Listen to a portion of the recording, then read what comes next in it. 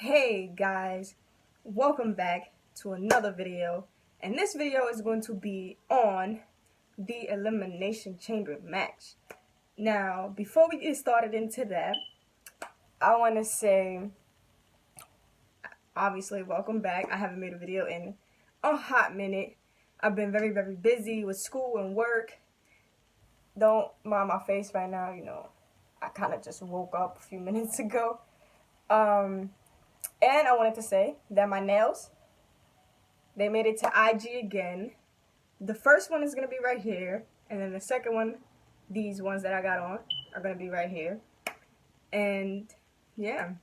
So comment down below if you like my, tell me, comment down below if you like my nails or not. But now, let's get started to the Elimination Chamber match. And like I said before my last video, for the Royal Rumble, if you know me, I write stuff down. So, the Elimination Chamber started from 7 to 11:25. It was held in Las Vegas, and we had the first ever women's chamber match. Now, if you all know, you know that I watched the kickoff show, but I don't really tell you guys about it because I don't really want to talk about the kickoff show. I'd rather talk about the show in general. It's hot today. It's hot. The kickoff show basically started with Renee Young, David Otunga, Peter Rosenberg, and Booker T. And then the first match in that beginning of the kickoff show was a tag team match with Curtis Axel, Bo Dallas versus Luke Gallows and what? Carl. Is it Carl? No, I always say his name wrong. Carl Anderson. I keep saying Carl Anderson. If you hear that, I'm by my window, so it's a bus in the background. Now, Elimination Chamber started. First match, the chamber match. The women's first ever chamber match with Alexa Bliss, Sasha Banks, Mickie James, Mandy Rose, Sonya Deville, and Bayley.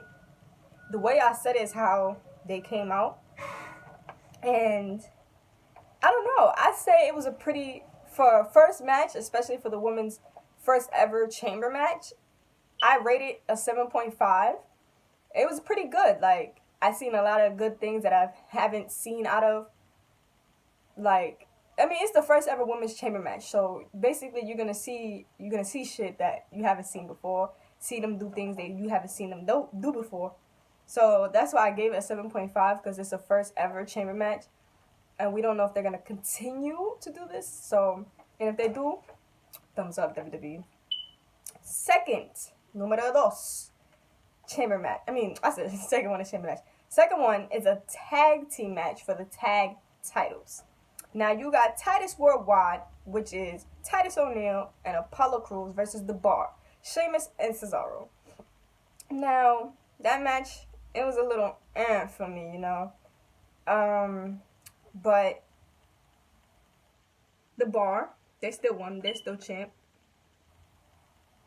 I don't know if I said it in the first one. Alexa Bliss won, so she's still champion too.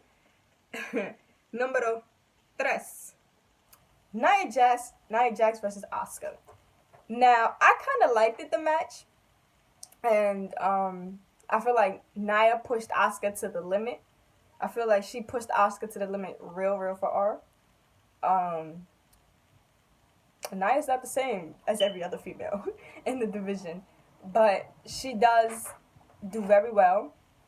And I hate to say it, I had Nia Jax on the win, but then she lost, so Asuka won, so she's still basically undefeated.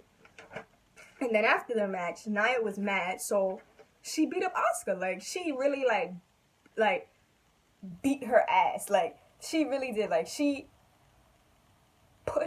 beat her up and then put her through the what the fuck is it called? I'm sorry for all the cursing, but the barricade. She put through the barricade. The fourth match. Now, this is a weird match for me because Bray Wyatt and Matt Hardy, they're both weird. Like, they're both weird. So you really don't know who to choose, right? So you don't know who really to choose. They're both weird. Matt's broken or woken, whatever you want to say. Bray is just weird in general. It looks like I'm sick, right? But I'm not. But I feel like I'm catching something. So, long story short, Matt Hardy won. Bray lost.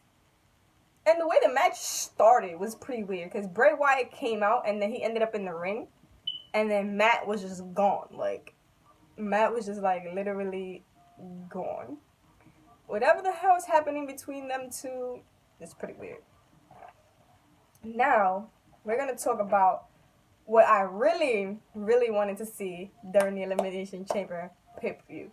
And that was the contract signing of Ronda Rousey. If you don't know me personally, and if I haven't told you guys yet, my favorite female MMA fighter is Ronda, or was Ronda Rousey. Now, that's my girl. Like, I love Ronda. So for her to sign to WWE was like the best thing that could ever happen. Now, you know, Kurt came out with Ronda to sign her WWE contract, but then Triple H and Stephanie came out as well.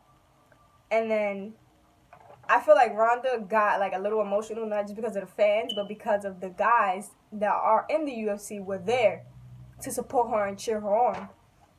And then there was a weird moment where I feel like Kurt snitched on Triple H and Stephanie. And then like there was this whole commotion going on, and Triple H came in to break up Ronda and Stephanie because Ronda was on top of Stephanie. And then Ronda literally flipped Triple H onto the table. She didn't sign the contract. She flipped Triple H onto the table. And then Stephanie came in the ring and slapped Ronda. And then like a little punk, she left. Like a little punk, Stephanie left. And then Ronda signed the contract. Best thing ever. And happy belated birthday to Ric Flair, which his birthday was on the 25th on Elimination Chamber match. And then now, let's get to the first ever 7-man chamber match. Sorry, I'm weird sometimes. First out, Elias, Braun Strowman, John Cena, Roman Reigns, The Miz, Seth Rollins, and Finn Balor. Now, I had a lot of my friends asked me who I wanted to win this chamber match. Now, as you guys know, and as my friends know, I'm a big, big Roman Reigns fan. Like, I love the guy.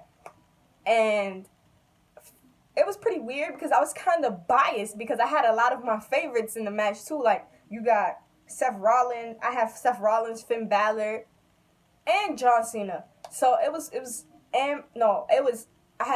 even though everybody know I like Roman, but put Roman aside, I still had Finn Balor, Seth Rollins, and Braun Strowman. So I'm like, okay, I have at least 4 picks in the match. So, you know, if one gets eliminated, I still got 3, and then 2, and then 1.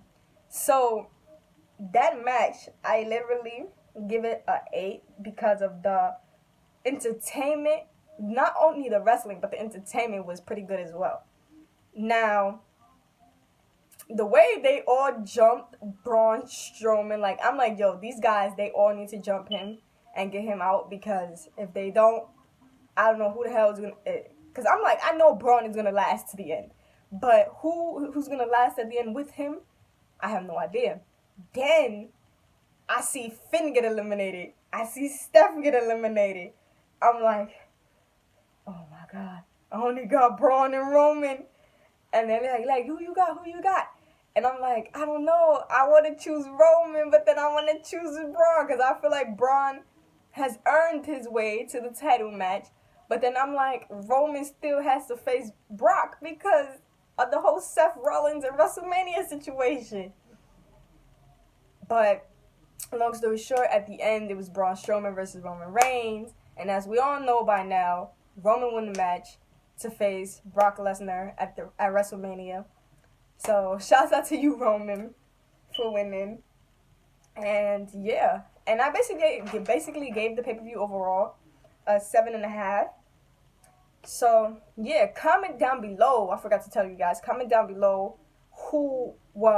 which one was your favorite match, 1 through 5. Which one was your match?